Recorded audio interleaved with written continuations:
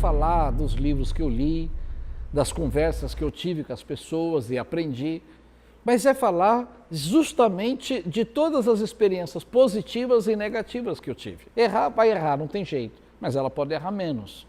Afinal de contas, sábio é aquele que aprende com o erro dos outros. Essa é a minha intenção, de poder deixar um legado, deixar algo que as pessoas possam lembrar de mim e que tudo aquilo que eu aprendi, eu não levo para a cova, mas eu deixei para as pessoas, porque eu já enriqueci, eu já fiz a minha parte nessa terra, eu já estou bem de vida. Mas agora é a vez das pessoas. Então eu acredito que um canal desse, passando experiência para as pessoas, vai ajudar elas em muito. Oxalá eu tivesse um canal para ver há 30 anos atrás.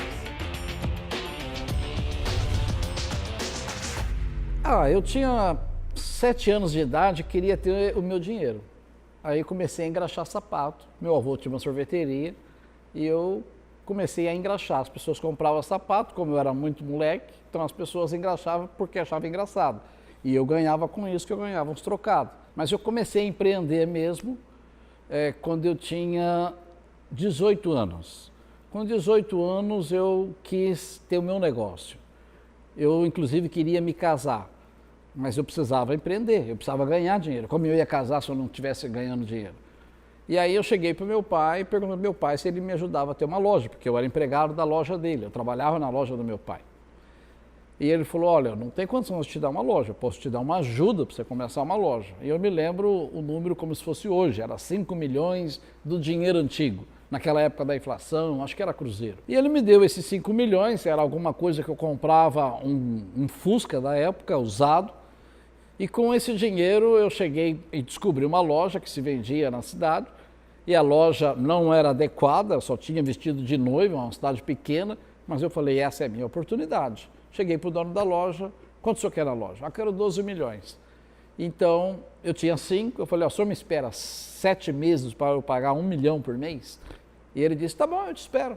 E eu encarei aquilo, falei, eu vou conseguir. Eu sou solteiro, não gasto nada, não tenho custo de vida, moro com os meus pais, eu vou conseguir. E de fato eu consegui. Ao término do 7º mês eu tinha pago a loja e aí começava a minha história como empreendedor. Eu comecei a loja em 1983, em 1986 eu montei uma filial, mas essa filial não decolou, ela não faturava legal. E aí eu comecei a perceber que eu precisava de alguma outra atividade, porque a minha loja já tinha atingido o ápice, era uma cidade pequena, eu precisava de alguma coisa que eu tivesse um campo de atuação, uma jurisdição maior. Eu pensei então em fábrica de roupa. Vou montar uma fábrica de roupa. Em 1990 eu montei uma fábrica de roupa com 3 máquinas de costura, 3 funcionários. Eu e mais 3 funcionários. Em 1994 eu continuava com as 3 máquinas e com os 3 funcionários. A coisa não ia para frente. Foi aí que eu percebi que eu tinha que virar a página da minha vida de lojista e me tornar um industrial. Apesar de ser só 3 máquinas, só 3 funcionários, eu precisava mergulhar naquele negócio.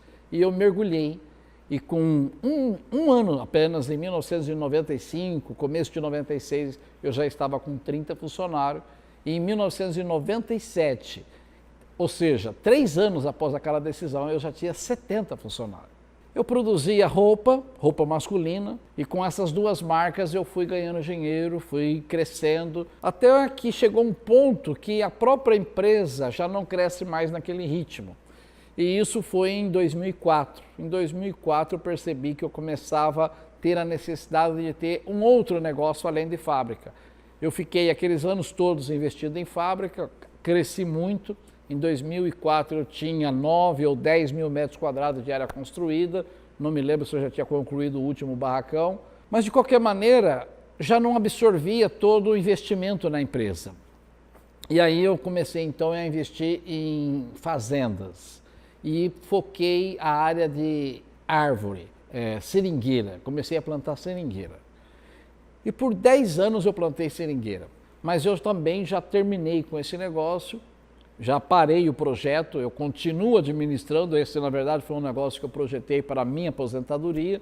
E concomitantemente a isso, como eu comecei a investir em fazendas, eu também entrei na área de pecuária. Por volta do ano de 2010, eu tive a necessidade de também entrar numa outra atividade, porque eu percebi que o agronegócio é um bom negócio, mas quando comparado à lucratividade que eu tinha com a fábrica, com a indústria, já não era tão assim interessante. Mas eu precisava entrar num negócio que também não tomasse muito meu tempo. E aí eu comecei a entrar no ramo imobiliário, montei uma incorporadora, que a princípio eu ia até fazer um negócio que provavelmente ia dar muito dinheiro, que era fazer o Minha Casa Minha Vida e vender. Mas como eu não tinha necessidade da venda, eu comecei a fazer e alugar essas casas e esses imóveis comerciais. Mas que também é uma área que eu já não quero mais investir. No momento eu estou, dos investimentos que eu faço, eu tenho investido tudo no mercado financeiro. E creio que esse deve ser um investimento que eu devo fazer nos próximos 10 anos. Por que eu investi em agronegócio, depois imóveis e agora em mercado financeiro? E não investi numa outra fábrica, por exemplo, que a fábrica dá muito mais dinheiro do que todas essas coisas. Porque eu não vou viver eternamente nessa terra. Então, eu precisava de um negócio que eu conseguisse ganhar dinheiro na minha velhice, ganhar bem e trabalhar pouco. Por isso é que eu migrei de indústria, apesar de estar tocando a indústria até hoje, eu migrei para negócios mais tranquilos, como é o agronegócio, como é o sistema de locação e também vai ser o financeiro, justamente para que eu possa gozar de uma velhice mais tranquila. Evidentemente, eu não vou ser industrial o resto da minha vida, vai chegar em um determinado momento que eu vou parar com a indústria, eu não sei o que vou fazer, se vou passar para os filhos, se vou vender, ainda não pensei sobre isso, mas de qualquer maneira eu investi nesses outros negócios para poder ter uma velhice que me desse renda com menos trabalho.